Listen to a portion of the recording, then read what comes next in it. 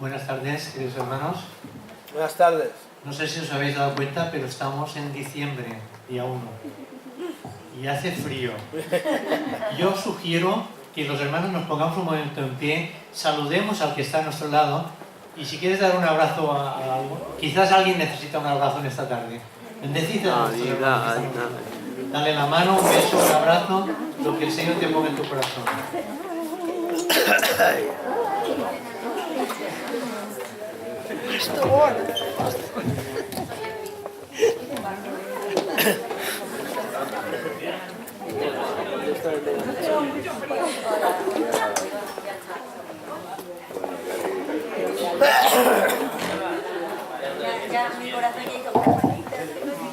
Bien, pues tomamos asiento.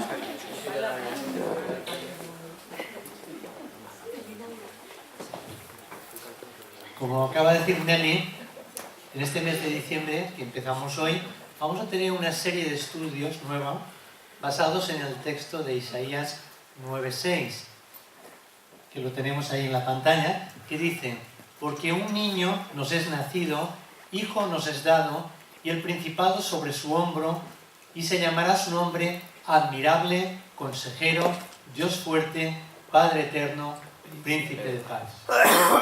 Vamos a tener una oración. Querido Padre, en esta tarde te suplico que pongas unción en mi boca, Señor, que des vida a las palabras que vamos a pronunciar, que tú, Señor, impactes nuestros corazones mediante tu Espíritu, a través de tu santa palabra. Te rogamos, Señor, que alcances a nuestras necesidades y que no sea más que palabras, o sea, que sea letra, que sea vida que alcance nuestros corazones, que esa letra que sale, que emana de tu palabra, se transforme en vida en nuestros corazones y en nuestra forma de ser y de vivir. Gracias en el nombre de Jesús. Amén. He hecho un lío, ¿verdad?, con las palabras, pero ya me habéis entendido. Que la palabra que vamos a mencionar o compartir esta tarde se transforme en experiencia en nuestra vida cristiana. Este mes de diciembre de 2017 tiene 5 viernes. ¿Lo habéis dado cuenta? 5. Y cada uno de esos 5 viernes vamos a ver uno de esos títulos que vemos ahí en la diapositiva, títulos o nombres que se le da a Jesucristo. Tiene muchos más, pero en este texto de Isaías nos menciona 5. Admirable, Consejero, Dios fuerte, Padre eterno y Príncipe de paz. Si os habéis dado cuenta, ahí hay un pesebre. El pesebre es esa cuna llena de paja para que coman los animales. Los niños en estas navidades ponen los belenes y tal, simbolizando lo que fue un día en Belén cuando Jesús se humanó. Pero fijaros que Jesús no está, ya creció, ministró durante 3 años y medio, preparó a 12 hombres que luego transformaron y trastornaron el mundo. Y en lugar de estar el bebé, si lo podéis ver, hay la corona de espinas. ¿Lo veis? No sé si se aprecia muy bien desde la distancia. Está la corona de espinas en el lugar del bebé. Y he elegido esa imagen para que entendamos bien que ese niño que nació en Belén vino para morir en la cruz y resucitó. Y ahora está a la diestra de Dios Padre. Amén. Y está también en el corazón de cada uno de los que hemos creído en Él. Bien, pues cada uno de esos viernes iremos viendo uno de esos nombres. Y a mí me ha tocado el primero, que es Admirable. Deciros que de esos 5 nombres hay 2 que hablan de la divinidad o la deidad de Cristo. A ver, algún espabilado que nos diga cuáles de esos 5 tienen que ver con su divinidad. Padre eterno. Padre eterno y Dios fuerte. ¿Os dais cuenta? Isaías, 700 años antes de Cristo, estaba anunciando que ese niño, dice, un niño nos es nacido, un niño. Pues ese niño es Dios fuerte y es Padre eterno. Qué curioso, ¿verdad? ¿Habías pensado alguna vez eso? Ese niño, un niño nos es nacido, será llamado Dios fuerte, Padre eterno. Por lo cual está diciendo que ese niño, Jesús, es Dios y es el Padre eterno. Es el misterio de la Trinidad. Bien, vamos a ver ahora el contexto histórico, porque siempre tenemos que ubicar un texto, no podemos sacarlo de su contexto, si no sería un pretexto, ¿verdad?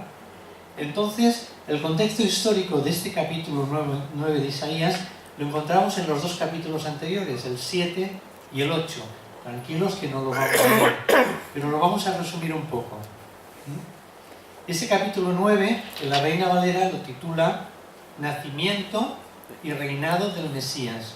Y es muy interesante porque el profeta Isaías, en ese pasaje, en este capítulo, nos está hablando de dos etapas.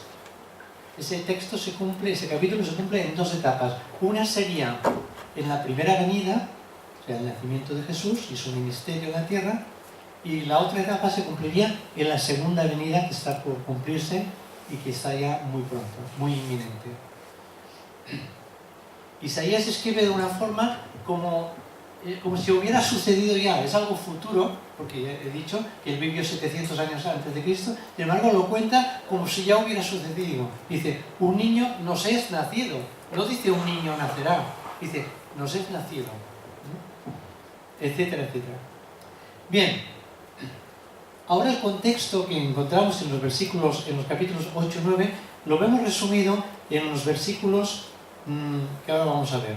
Pero primero vamos a pasar a la siguiente diapositiva para ubicarnos en la tierra bíblica. He puesto este mapa para que nos situemos. Lo que está dentro de la elipse roja es lo que es la tierra prometida. Esa tierra prometida es lo que está ahí. Y ahora vamos a pasar a la siguiente. Bueno, os ubicáis, ¿no? Está Italia, acá, forma de bota, Grecia, Asia Menor, que hoy día es Turquía, Asiria, y bajando ya a la derecha de lo que es el mar Mediterráneo, ahí está Jerusalén, ¿ves? Como capital, y toda la tierra de Canaán, ahí dentro de esa tierra. Ahora, siguiente diapositiva, ya vemos la tierra de Canaán. Si no hubiéramos puesto la otra imagen, quizás nos hubiéramos perdido, ¿verdad? Y ahí vemos el reparto de las tribus, de las 12 tribus, los hijos de Jacob, y en la parte del norte, arriba, veis que pone Neftalí y Zabulón. ¿Veis esas dos tribus? Neftalí y Zabulón. El contexto es que Isaías anunció que esas tribus iban a ser invadidas, la parte del norte, es el reino del norte, por el rey Tiglat-Pileser III, el rey de Asiria. Los asirios invadieron esa parte del norte y eso fue un castigo divino por desobediencia y por incredulidad del pueblo de Dios. Siempre las invasiones suelen ser porque Dios los permite por temas de rebeldía, por temas de idolatría, por temas de incredulidad, de desobediencia, y siempre gira alrededor de esos temas. Entonces, hubo una invasión que la relata en Segunda de Reyes 15:29, no vamos a verlo ahora, pero dice exactamente que fue la tribu de Neftalí y de Zabulón. Todo ello quedó invadido por los asirios y con la amenaza de que iban bajando y iban a invadir todo el pueblo de Israel, las 12 tribus. Entonces, vamos a pasar a la siguiente diapositiva. En Isaías 8, 21 y 22 resume la situación de todo el capítulo 7 y 8. Y era una situación calamitosa. La desobediencia lleva a la calamidad. Fijaos lo que dice aquí. Y pasarán por la tierra fatigados y hambrientos. He subrayado las frases para que veáis las palabras clave. Fatigados y hambrientos. Y acontecerá que teniendo hambre se enojarán y maldecirán a su rey y a su Dios, levantando el rostro en alto. Este es el pueblo de Israel, Iban a maldecir a su propio rey, el rey Peca, se llamaba, y a Dios, el Dios de Israel, Dios de los ejércitos, levantando el rostro en alto y maldiciendo a Dios. Verso 22, y mirarán a la tierra, y aquí tribulación, tinieblas, oscuridad y angustia, y serán sumidos en las tinieblas. Fijaos 4 palabras, tribulación, tinieblas, oscuridad y angustia. Esta es la situación de un pueblo que desobedece a Dios. Y también refleja la situación de nuestras vidas, es la historia de muchos creyentes antes de conocer al Señor, vidas atribuladas, o afligidas, vidas en tinieblas, en oscuridad, en angustia, sumergidos en las tinieblas.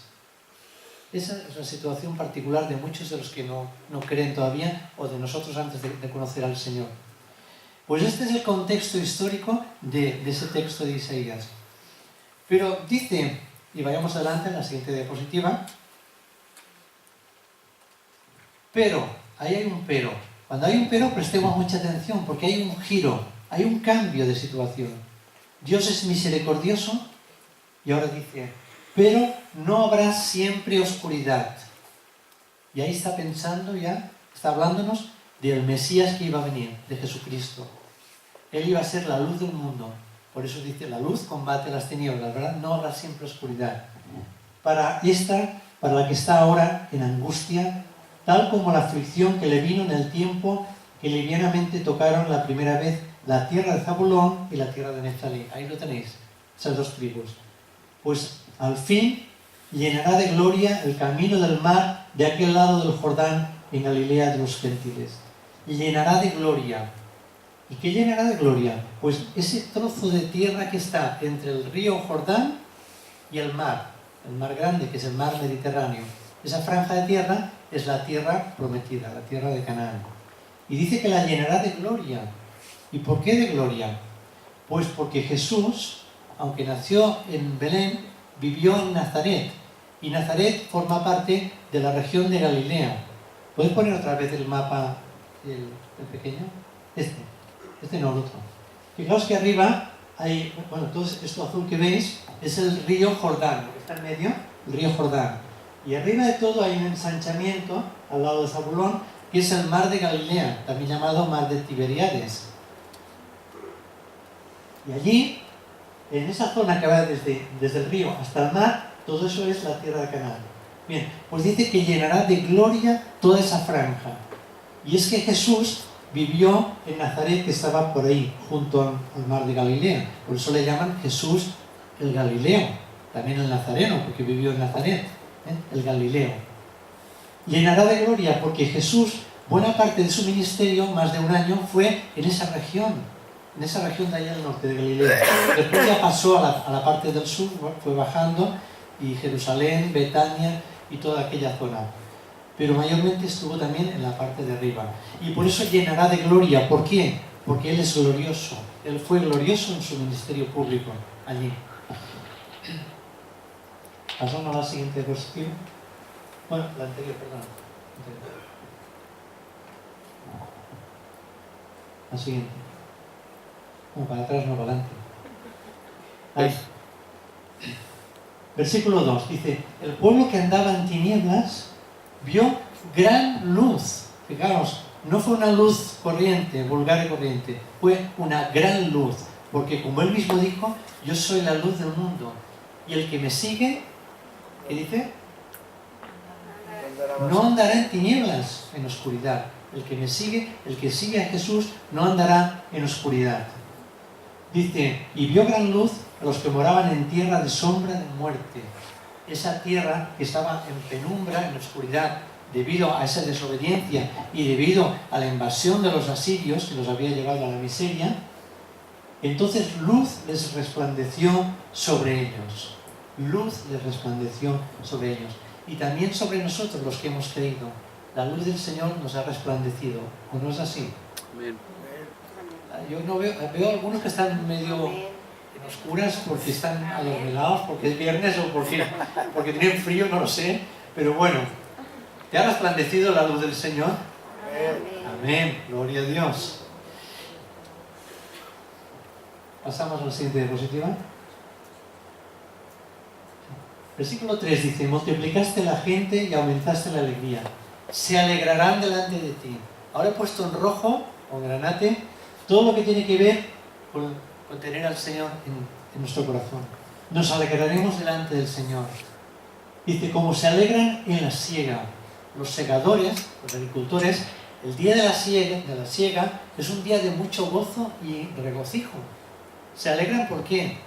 Pues porque están recogiendo el fruto de su trabajo, de su esfuerzo. Luego pongo otro ejemplo. Cómo se gozan cuando reparten despojos. Esto tiene que ver con los ejércitos. Cuando un ejército regresa de la guerra, de la batalla, reparte los despojos, es decir, el botín que han tomado del ejército al cual han vencido. Y entonces se alegran, se gozan. Ponen dos ejemplos tremendos. Y es que en el Señor recogemos botín. En el Señor, mira, hace un momento estaban compartiendo el pastor lo que pasó ayer. Eso es producto del esfuerzo también, ¿no? Y se recoge el fruto del esfuerzo. Y en nuestra vida recogemos el fruto de nuestro esfuerzo y es un botín para nuestra vida. Versículo 4. Porque que tú quebraste, el Señor Jesucristo, tú quebraste, Él quebró, su pesado yugo, el yugo que tenían de oscuridad, de esa tierra que se había quedado sin esperanza, sin Dios, porque habían desobedecido, su pesado yugo, el yugo de los ejércitos que lo rodeaban, de los asirios. Tú quebraste la vara de su hombro. La vara de su hombro significa esa vara que va ahí achacando, dominando. Y el cetro del opresor. El rey enemigo, Tiglat-Pileser, llevaba un cetro, que como los reyes llevan un cetro, ¿no? ¿Sabes lo que es, no? Ese bastón de mando. Entonces tú quebraste el cetro de su opresor, el enemigo. El Señor ha quebrado el cetro de Satanás sobre nuestras vidas. ¿O no lo ha hecho? Ha quebrado el yugo del pecado sobre nuestras vidas. El dominio o el poder que el pecado tenía sobre nosotros lo ha quebrado. Y ahora aquí hace referencia a una experiencia que tuvo Gedeón, como en el día de Madián. El día de Madián fue un día en que sucedió que vinieron los filisteos contra el pueblo de Dios, contra Israel, y Gedeón, que fue uno de los jueces de la época de los jueces, estaba en aquel tiempo intermediando, intercediendo, y el Señor le dijo que hiciera unas cosas ahí con unas teas, unas antorchas y demás. ¿Y qué sucedió? El Señor confundió a los enemigos, sacaron la espada y se mataron unos a otros, los filisteos. Se mataron entre ellos, el día de Madián. Esos son los milagros que hace el Señor en nuestra vida. A veces el Señor confunde a personas que intentan dañarnos, gente maliciosa, malévola, que viene contra nuestras vidas, y tú no sabes cómo lo hace, pero Él te defiende y te saca del apuro. Versículo 5. Todo calzado que lleva el guerrero en el tumulto de la batalla y todo manto revolcado en sangre serán quemados y pasto del fuego. Pasamos a la siguiente diapositiva. ¿Aquí? Y ahora entramos de pleno en el versículo que nos ocupará todo este mes.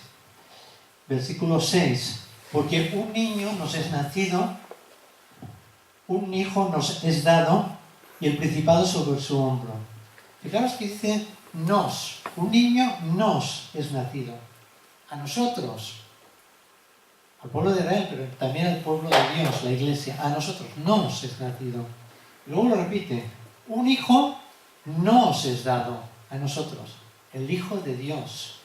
Para cada uno de los que hemos creído en Él. Y para cada uno de los que quieran creer en Él, les será dado ese Hijo de Dios. Y al mismo tiempo llegará a ser Hijo de Dios Él mismo. El principado sobre su hombro.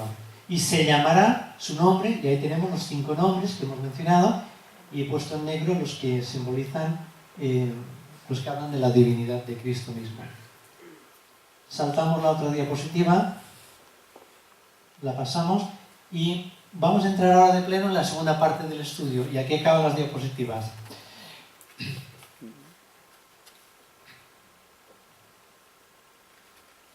El admirable. ¿Qué es admirar? Es bueno que describamos las palabras para poder entender, ¿no? Admirar es maravillar, asombrar, pasmar, embelesar, embobar. Y ahora un término moderno, flipar. ¿Eh? ¿Estáis flipando con lo que os estoy diciendo o os estáis revolviendo? Bueno, se utiliza el término sorprender cuando la admiración es inesperada. Es decir, algo que no te esperabas, entonces, y te admira, como que entras en una habitación o entras a tu casa y de repente está todo oscuro, de repente se encienden las luces, es el día de tu cumpleaños y encuentras todo de globos, de luces, y todos tus amigos y familiares ahí chillando y cantándote el cumpleaños feliz. Te sorprendes, ¿no? Y te quedas flipado. Pues te quedas admirado. Eso es admirar. Ahora, hay dos elementos cuando hablamos de admiración. Uno es el que produce la admiración, o sea, el admirable, y de eso estamos hablando, del admirable, que es el Señor. Y dos, son los admiradores, es decir, los que lo admiran a Él. ¿Lo vemos claro? Uno es el objeto o la persona digna de admiración, el admirable, y los otros son los admiradores. Voy a poner un ejemplo. El cuadro de la Mona Lisa, ¿veis? Lo conocéis todos, ¿verdad? El cuadro de la Mona Lisa, que está en el Museo del Louvre, fue pintado ¿por quién? Por Leonardo da Vinci. Muy bien. Quedaos con esta imagen. Y bueno, lo aguanto un poco más aunque pesa un poco el libro. Pero la Mona Lisa es el cuadro más famoso de todo el mundo. Más admirado en todo el mundo. Hay millones de turistas que van cada año a Francia, a París, al Museo del Louvre, a ver este cuadro. Nosotros tuvimos el privilegio de ir en una ocasión. Y este cuadro está muy bien custodiado, porque una vez en 1914 por ahí lo robaron. Y desde entonces van con mucho tiempo porque es el más caro, claro. Y también conservan a unos grados de temperatura para que no se estropee. Bueno, cuando tú miras ese cuadro, y la Mona Lisa, que se llama Mona Lisa, que se han reído del nombre, porque, bueno, Mona en italiano antiguo significaba la señora. Entonces es la señora Lisa, que se llamaba Lisa, la persona esta. También le llaman la Gioconda, porque estaba casado con su marido que se apellidaba Giocondo, por eso le llaman la Gioconda. Mi mujer será la Marsana. Eso es de broma, ¿eh? Es Sentamans. Soy Marsana, la Marsana. Es Sentamans. Bueno, ya me he cansado de aguantar el libro. Este libro es famoso porque está pintado con una técnica que inventó el famoso pintor Leonardo da Vinci, que además era inventor y muchas más cosas, científico, era un figura, era un genio, un máquina. Hasta inventó máquinas, también. Inventó una especie de helicóptero, a ver si para volar, pero no funcionaba muy bien, muy primitivo. Y un puente que se desmontaba, que se articulaba, y era portátil y desmontable, entre más cosas. Bueno, pues él inventó una técnica que se llama el esfumato. En italiano, el esfumato, que significa el esfumado. Y significaba que se pintaban varias capas muy finas, una encima de otra, y por fin con eso conseguía que no había unos perfiles muy delimitados, o sea, que quedaba como difuminado el cuadro. Y además se veía con una profundidad, profundidad. Entonces eso le hizo famoso y ese cuadro ha llegado a ser el más admirado. Bien, lo he puesto como un ejemplo, ¿no? Ahora, Jesús es el admirable. Este es un ejemplo simplemente del mundo, ¿no? Pero Jesús es el admirable. Él es el digno de admiración. Él es el brillante, Él es el sobresaliente. Y nosotros somos los admiradores. Somos los que debemos de estar enamorados de Él. Debemos de ser adoradores de Él. Debemos de ser fans de Él. Eso es un anglicanismo, ¿no? Los fans. Pero de alguna forma ser entusiastas de Él. Fanáticos. No te duela que te llamen fanático. Porque si realmente estás siguiendo al Señor de forma radical, te van a llamar fanático. Sí. A sus 12 discípulos seguro que les llamarán fanáticos, aunque no lo pone, pero yo me lo imagino. Entusiasta, fanático, devoto. Cuando uno es desmedido, es un admirador desmedido, le llaman fanático. ¿Bien? No te preocupes si te llaman así. Bien, este niño que nos es nacido, ya puedes quitar esa imagen, si quieres. Este niño que nos es nacido, que es Jesús, el profeta Miqueas profetizó que nacería en Belén. Y lo dice en Miqueas 5.2, lo leemos, Miqueas 5.2, dice: pero tú, Belén, Éfrata, pequeña para estar entre las familias de Judá, de ti me saldrá el que será Señor en Israel. Miqueas 5.2, ¿lo tienes? ¿Está en la lista? ¿Tiene un problema técnico en ponerlo? ¿Está o no está? Bueno, si no está, no te preocupes. Dice: será Señor en Israel, y sus salidas son desde el principio, desde los días de la eternidad. Es decir, cuyos orígenes vienen desde la eternidad.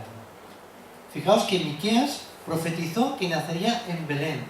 Qué bueno, ¿verdad? En Belén. Y dice aquí que sus salidas son desde los días de la eternidad. ¿Sabéis lo que significa eso de sus salidas? ¿Eh? ¿Habéis oído que el rey Juan Carlos, el rey Juan Carlos, el que teníamos antes, tenía unas salidas? Se iba ahí con su moto y tenía sus historias y sus amigos y sus amigas y demás, y sus salidas, ¿no? Sus salidas. Bueno, aquí cuando habla de las salidas de Jesús, del Mesías, está hablando de sus manifestaciones preencarnadas. Antes de encarnarse aquí en la tierra, antes de empezar su ministerio, de nacer en Belén, él ya tiene unas apariciones que se llaman cristofanías. ¿Ya? En el Antiguo Testamento hay varias de estas cristofanías.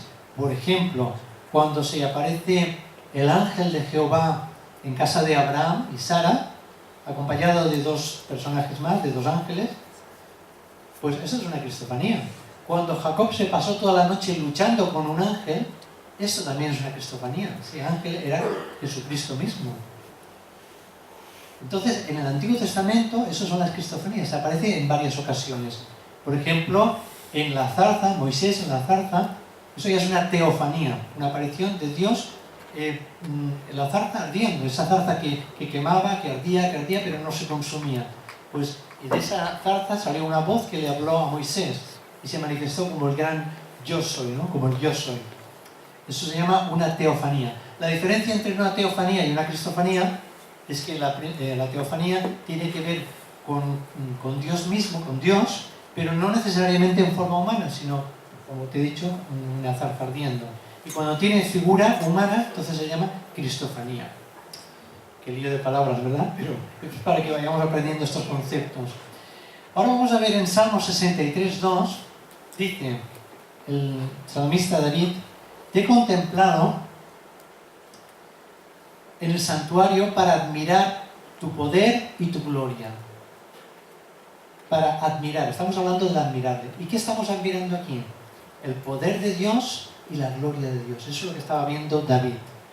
En el Salmo 66:3 dice: decid a Dios, cuán admirables son, ¿qué? Tus obras.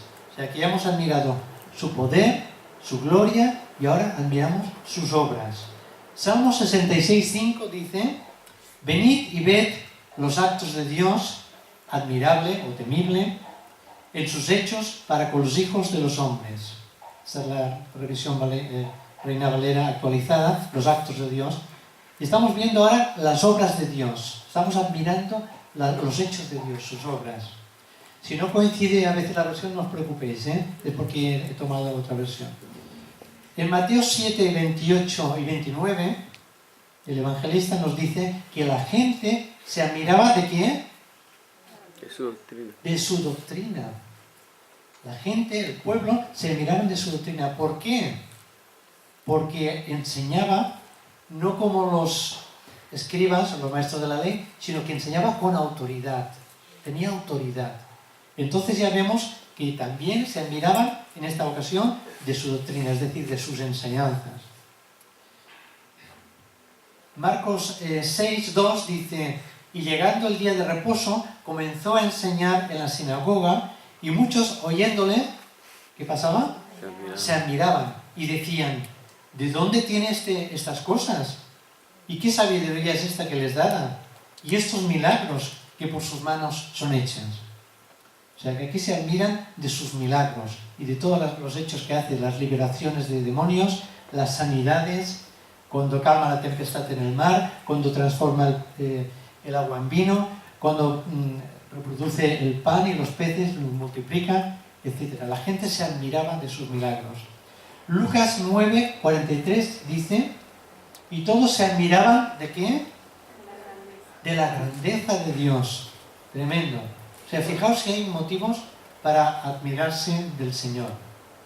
Todo en Él, todo en el Señor es admirable. Su poder, su gloria, sus obras, su doctrina, su sabiduría, sus milagros, su grandeza, todo en Él es admirable. No hay desperdicio, nada. En definitiva, la persona y la vida de Jesucristo es admirable. Por eso Isaías le llamó el admirable. No hay ninguna faceta de su carácter o de su ministerio que no levante admiración y asombro entre quienes le contemplan y examinan su vida. No ha habido, en el pasado, ni habrá en el futuro, nadie sobre la capa de la tierra, hombre alguno que alcance su talla. Él es la medida del hombre perfecto. Él es nuestro ejemplo a seguir. Tremendo. Él es nuestro ejemplo a seguir. En Efesios 4, del 11 al 14, aquí cuando habla de los 5 ministerios, voy a leer en la Nueva Traducción Viviente, dice: ahora bien, Cristo dio los siguientes dones a la Iglesia: los apóstoles, los profetas, los evangelistas, los pastores y maestros. Ellos tienen la responsabilidad de preparar al pueblo de Dios para que lleve a cabo la obra de Dios y edifique la Iglesia, es decir, el cuerpo de Cristo. Ese proceso continuará hasta que todos alcancemos tal unidad de nuestra fe y conocimiento del Hijo de Dios que seamos maduros en el Señor. Es decir, hasta que lleguemos a la plena y completa medida de Cristo, a la plena estatura de Cristo. ¿Te das cuenta? Esos 5 ministerios están para edificar la Iglesia. ¿Y para qué la van a edificar? Pues para que el cuerpo de Cristo crezca, madure y pueda alcanzar esa plena estatura a la medida de Cristo. Esa es la finalidad de esos 5 ministerios. En el libro de los Jueces encontramos una de las apariciones de Cristo en el Antiguo Testamento. Cuando el Señor se le aparece a los padres de Sansón para anunciarles que tendrían un hijo, Sansón. Ella era estéril, no menciona el nombre en el texto, cuál era el nombre de esta mujer. El padre era Manoa, su marido. Entonces el padre le pregunta al ángel de Jehová en Jueces 13:11. Se levantó Manoa y le pregunta: ¿eres tú aquel varón que habló a la mujer, a mi mujer? Y el ángel le dice: yo soy. ¿Os dais cuenta que le contesta de la misma manera que le contestó a Moisés en la zarza, allí en lo alto del monte Horeb, Sinaí? Le dice: yo soy. Se manifiesta, el ángel de Jehová se revela a Manoa, al padre Sansón, como el yo soy. Pero aún más, esto sigue. Jueces 13, del 17 al 18. Entonces Manoa le pregunta al ángel de Jehová: ¿cuál es tu nombre? Para que te honremos cuando se cumpla tu palabra, es decir, cuando nazca nuestro hijo, Sansón. Queremos honrarte. Dinos cuál es tu nombre. Eso es como cuando te llama una operadora de teléfono y te dice: dígame su nombre para dirigirme a usted por nombre, ¿no? Pues algo así. ¿Y quién eres? Entonces el ángel le respondió: ¿por qué preguntas por mi nombre? Es admirable. Ahí vemos al ángel de Jehová, que es Jesucristo mismo, se revela a Manoa como el admirable. Qué bueno, ¿no? Qué privilegio. Se le revela como el yo soy y como el admirable. Y se le revela a Manoa, que cuando se le apareció el ángel, al primero se le apareció a la mujer, y Manoa no estaba. Y Manoa se puso a orar, dijo: Señor, que vuelva a enviarme otra vez al ángel de Jehová para que yo me entere del tema, ¿no? Y cuando llega el ángel de Jehová se le aparece otra vez a la mujer. Y la mujer le tiene que llamar: Man, ven, Man. Bueno, Man es el diminutivo, de Manoa. Sin decir, eso me lo estoy inventando yo, ¿no? Ven, que no te enteras de la película, que ha venido 2 veces el ángel y tú no estabas donde tienes que estar. Y es que a veces los hombres no estamos donde tenemos que estar. Pero por la misericordia de Dios, el Señor se reveló a Manoa y se lo dijo a él, no a ella. Dijo: yo soy y el admirable. Bien, segunda de Tesalonicenses 1, del 6 al 10, la recompensa en la segunda venida de Cristo. Vamos a ver qué dice aquí. De hecho, es justo delante de Dios retribuir con aflicción a los que os afligen y retribuir con descanso junto con nosotros a vosotros que sois afligidos. Esto sucederá cuando el Señor Jesús, con sus poderosos ángeles, se manifieste desde el cielo en llama de fuego, para dar retribución a los que no han conocido a Dios, a los que no obedecen el Evangelio de nuestro Señor Jesús. Ellos serán castigados con eterna perdición, excluidos de la presencia del Señor y de la gloria de su poder. Cuando Él venga en aquel día para ser glorificado en sus santos y ser admirado. Ahí está. Ser admirado ¿por quiénes? Por todos los que creyeron. Por todos los que creyeron, sus santos. Por todos los que creyeron. Es decir, tú y yo los que hemos creído. Por nosotros. Cuando Él venga, no lo va a admirar todo el mundo. Lo van a admirar sus santos. En su venida. Perdón.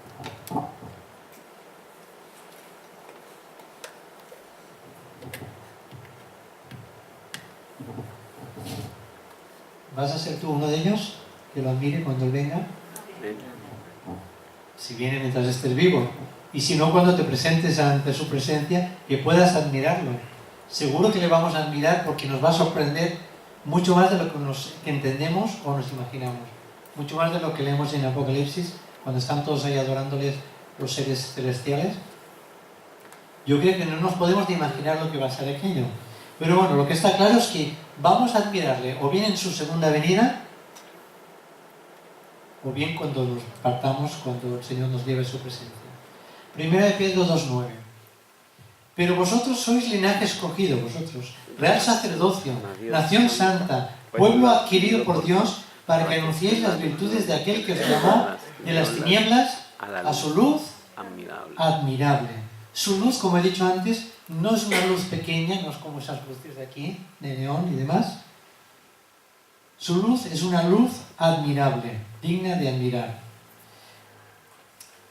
Dios espera de nosotros que anunciemos a su Hijo Jesús, que anunciéis las virtudes, los atributos, las cualidades de Jesucristo, que las anunciemos, su Hijo, el cual es la luz del mundo.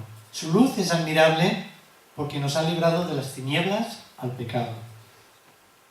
Juan 1, del 4 al 5 dice, en Él, en Jesús, estaba la vida, y la vida era la luz de los hombres. La luz en las tinieblas resplandece, y las tinieblas no prevalecieron contra ella. Juan 1, 9 al 14 dice, aquella luz verdadera, fijaos que está hablando mucho de luz. Al principio hemos hablado de mucha oscuridad en el pueblo de Dios, mucha oscuridad, pero luego había un pero el Señor transformó esa oscuridad en luz. Y ahora, en nuestra época, siglo XXI, nosotros, la Iglesia, podemos brillar con esa misma luz, porque estamos siguiéndole a Él. Vosotros sois la luz del mundo, porque Él no se conformó con decir yo soy la luz del mundo, luego les dijo vosotros, mis discípulos, sois la luz del mundo, así que a brillar. Y dice, en el mundo estaba y el mundo por Él fue hecho, pero el mundo no le conoció. A lo suyo vino y los suyos, es decir, su pueblo, pueblo de Israel, los judíos, no lo recibieron, no le recibieron. Tenían como una venda y siguen teniéndola y aún no se han dado cuenta de que Él es el Mesías esperado. Versículo 12. Mas a todos los que le recibieron, a los que creen en su nombre, les dio la potestad o el poder o la facultad de ser hechos hijos de Dios. ¿A quiénes? A los que creen en su nombre, a los que le recibieron. Tiene que haber un momento en tu vida en que creas en Él y le recibas. Yo espero que todos nosotros hayamos experimentado eso. Pero si hay alguno que todavía no lo ha hecho, tiene que hacer dos cosas. Creer en Jesucristo y recibirle. Abrir tu corazón para que Él entre en tu vida como tu Señor y como tu Salvador. Dice, estos hijos de Dios no son engendrados de sangre, ni de voluntad de carne, ni de voluntad de varón, sino de Dios. Es decir, uno pasa a ser hijo de Dios por voluntad de Dios. No es como los hijos humanos que nacen por la voluntad de un hombre y una mujer que los engendran o conciben. Los hijos de Dios son engendrados por Dios mismo. Dios nos llama. Por medio de su Espíritu, por su gracia, nos llama, nos hace llamados y nosotros hay un momento en que abrimos nuestro corazón y le recibimos. Y entonces en ese momento somos regenerados por Él, nacemos de nuevo, nos convertimos, como tú le quieras llamar, el nuevo nacimiento. Entonces pasamos a ser de criaturas a hijos de Dios. Hay mucha gente que confunde la idea. No, todos somos criaturas de Dios, porque somos criaturas, o sea, creación de Dios. Pero no todos somos hijos de Dios. Lo somos en el momento en que creemos en Él y le recibimos como nuestro Señor y Salvador. Y aquel verbo, versículo 14, fue hecho carne y habitó entre nosotros, o sea, vivió entre nosotros. Y vimos su gloria, gloria como del unigénito del Padre, lleno de gracia y de verdad. Así que el yo soy, quien es el admirable, cambió la esterilidad de la mujer de Manoa en fertilidad y tuvo un hijo que fue Sansón. Pues este admirable que es Jesucristo, que es el mismo ayer y hoy y para siempre, como dice Hebreos 13:8, Él puede cambiar nuestra vida estéril, en una vida abundante y fructífera. Si se lo permitimos, porque Él es un galán, es muy correcto y educado, y Él nunca va a empujar. Por eso Él dice que llama a la puerta de nuestro corazón. Y si le abrimos, Él entrará y cenará con nosotros, es decir, vivirá con nosotros para siempre. Así que Él, Jesús, que es la imagen del Dios invisible, puede hacerse visible en ti y a través de ti, en nosotros y a través de nosotros, si le dejamos reinar en nuestra vida. Colosenses 1, del 12 al 14 dice: demos siempre gracias al Padre. Él nos hizo aptos para que participemos de la herencia que pertenece a su pueblo, el cual vive en la luz. El pueblo de Dios vive en la luz, o debe de vivir. Pues Él nos rescató del reino de la oscuridad y nos trasladó al reino de su amado Hijo, quien compró nuestra libertad con su sangre y perdonó nuestros pecados. Fijaros que habla de dos reinos, nos trasladó del reino de la oscuridad al reino de su amado Hijo, que es el reino de la luz. Qué precioso, ¿no? Vemos siempre esa dicotomía, esa diferencia entre la luz, la oscuridad y la luz. Pues Él es el que nos ha trasladado de la oscuridad. Y si todavía estamos en la oscuridad, es que no estamos dejando que Él reine en nuestra vida. Si le dejamos que Él sea Señor en nuestra vida, no puede haber oscuridad, tiene que haber luz en nosotros. Isaías 9:1 dice: no habrá siempre oscuridad. No habrá siempre oscuridad. Para esta que está ahora en angustia, Él llenará de gloria nuestra vida. Entonces, cuando nosotros creemos en Él, Él llena de su gloria nuestra vida. Y la oscuridad va pasando. La oscuridad que traía el pecado va pasando y vamos siendo cada vez más santificados y más iluminados de alguna manera. Hay más luz en nuestra vida y más brillo en nuestros ojos. La gente tiene que ver algo en nuestra mirada. Tiene que ver que hay vida y la vida de Dios dentro de nosotros. Isaías 9:2 dice: el pueblo que andaba en tinieblas ha visto gran luz, como he comentado antes. ¿Has visto tú esa gran luz? ¿Has visto cómo la vio Saulo, que se cayó al suelo? Se cayó en Damasco. Dios lo tumbó al suelo y tuvo que levantarse y decir: Señor, ¿qué quieres que yo haga? ¿Qué hago con mi vida, Señor? Estoy parafraseando. ¿Qué hago? ¿Qué quieres que yo haga? Pues eso es lo que tenemos que decirle nosotros también. A los que habitaban en tierra de sombra de muerte, la luz ha resplandecido sobre ellos. Siempre la luz. Cuando en el día de Pentecostés comenzó la iglesia, en Hechos capítulo 2, ¿qué se posó sobre sus cabezas? Unas llamas de fuego, ¿no? Unas lenguas de fuego, unas llamas en forma de llama de fuego encima de sus cabezas, y era luz, la luz del Señor, siempre la luz. Isaías 9:3. ¿Lo tenemos ahí? Sí. Yo lo leo aquí.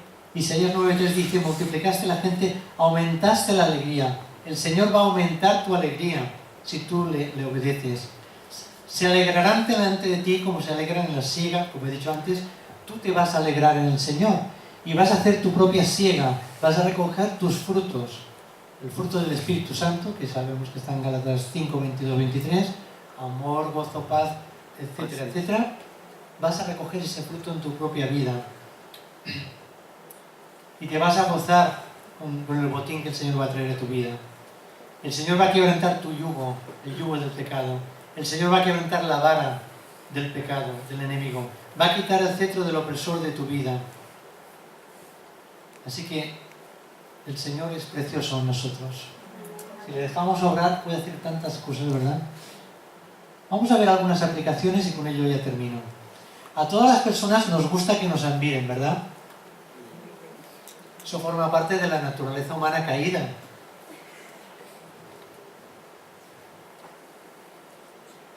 Pero esa naturaleza humana caída ha cambiado el enfoque de la adoración. En un principio, Dios nos creó a nosotros para que lo adorásemos a Él. ¿Y ahora qué pasa? Que el ser humano se adora a sí mismo cada vez más. Cada vez hay más gente narcisista, que se mira más a sí mismo. Se miran al ombligo continuamente. ¿Os dais cuenta de eso? ¿Lo dices por ti o por los demás? Bien. En lugar de adorar al Creador del universo, el hombre ha dislocado el centro de atención y se ha redirigido hacia sí mismo. Esto es el humanismo. El humanismo es la religión del siglo XXI. ¿Os habéis dado cuenta? Una religión donde el hombre es el centro de su universo y donde Dios ya se ha echado fuera. Así que como aplicación debemos de redireccionar nuestra admiración de nuestro ombligo hacia el único que vivió una vida perfecta aquí en la tierra, que es Jesús. Para que Él nos enseñe a vivir como Él vivió, para que podamos seguir sus pisadas, como dice Pedro. Al que murió por nosotros para darnos vida, y vida en abundancia, aquí y en la eternidad. La gente está desengañada de todo hoy día, cada vez más. Desengañada de la religión, de la política, de los sindicatos, de la sociedad. Hay demasiada suciedad en la sociedad, un juego de palabras. Hay demasiada suciedad en la sociedad. Estamos desengañados de las mismas personas, de la gente. Y muchos están hasta desilusionados de sí mismos. ¿Eso te ha pasado a ti? ¿Has llegado a desilusionarte de ti mismo? ¿A desengañarte de ti? A mí a veces me ha pasado. Y eso es bueno. Es bueno. Porque eso te hará poner tu mirada no tanto en tus capacidades, en tus facultades, que si eres más o menos inteligente, que si tienes tantas destrezas, que si sabes hacer esto mejor que aquel o que el otro, y te hará poner tu mirada en aquel que es el ejemplo perfecto, en Jesús, el admirable. Estos son los que han tocado fondo, los que se han desengañado a sí mismos. Y los que tocan fondo están listos ya para conocer al admirable, al Señor.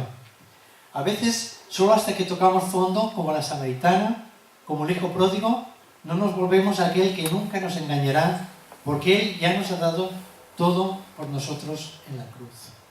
Su sangre, su vida, ¿y qué más puede dar? ¿Ya lo ha dado todo? ¿Hay alguna expresión más elevada de amor para dar la vida por nosotros? Por ti y por mí. En Juan 3:16, que es el meollo del Evangelio, lo dice muy claro. Y leo la traducción en lenguaje actual, dice: Dios amó tanto a la gente de este mundo que me entregó a mí, que soy su único hijo, está hablando Jesús mismo, me entregó a mí, para que todo el que crea en mí no muera, sino que tenga vida eterna. Así que otra aplicación, admira al admirable.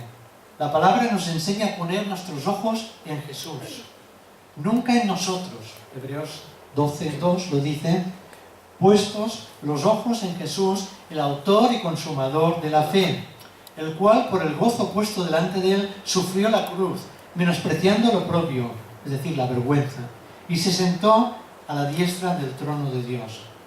Y para terminar, hago un llamado a que hagas de Jesús tu admirable y el Salvador y Señor de tu vida. Si todavía no lo es, que lo sea. No dejes pasar la oportunidad. No dejes pasar a Jesús a tu lado tantas veces sin recibirle. Recíbele. No te cortes, recíbele. Entrégale tu corazón a Él. Dice: dame, hijo mío, tu corazón, dice la palabra.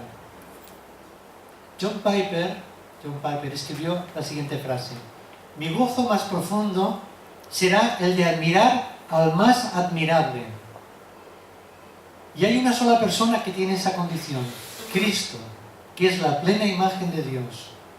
Cuando Él venga, mi mayor alegría consistirá en cumplir el propósito por el cual Él vino, que es el de ser admirado. Su gloria y mi gozo se encuentran. Que Dios nos enseñe a admirar al más admirable. Que así sea. Amén.